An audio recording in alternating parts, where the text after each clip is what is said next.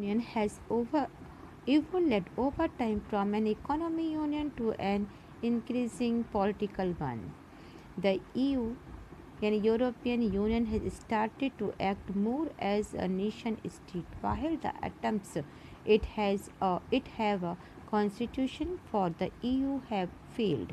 It has its own flag, anthem, founding date, and currency. It has it also has some more form of a common foreign and security policy in its dealing with other nations. The European nation has tried to expand areas of the cooperation while acquiring new members, especially from the earth erstwhile Soviet bloc.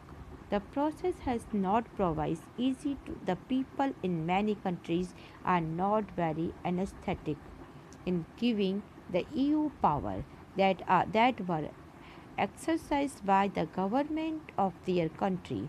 There are also reservations about including some new country within the EU.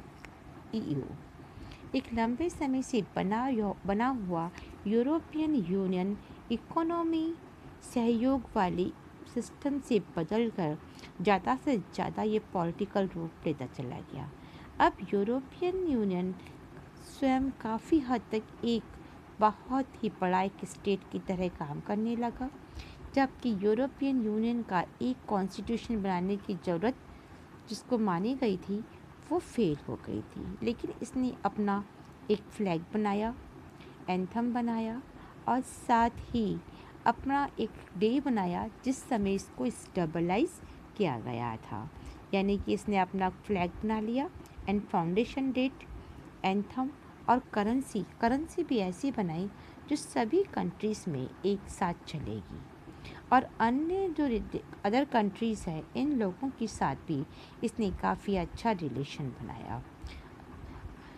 Foreign and security की जो policy बनाई गई थी इसमें भी नए नए countries को शामिल करते हुए यूरोपियन यूनियन ने सहयोग के दायरे का और भी एक्सपोर्ट करा। यानी उनके आपस में हेल्प करने की जो नीति थी, जो डीलिंग की थी इस सिक्योरिटी को लेकर, ये डीलिंग जो थी अदर नेशन तक फैल चुकी थी।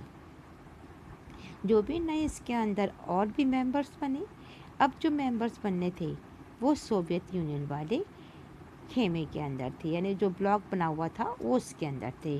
और यह प्रोसेस आसान नहीं था कि अदर कंट्रीज़ के लोग इस बात को लेकर कुछ ज़्यादा ही एक्साइटिंग देख नहीं थे कि अगर उनकी पावर उनकी कंट्रीज़ की गवर्नमेंट को हासिल थी तो अब यह यूरोपियन यूनियन को दे दी जाए। यूरोपियन यूनियन कुछ कंट्रीज़ को शामिल करने के सवाल पर अब भी असहमत था कि अदर कंट्रीज़ के साथ में उसका कोई भी इंक्लूडिंग नहीं था।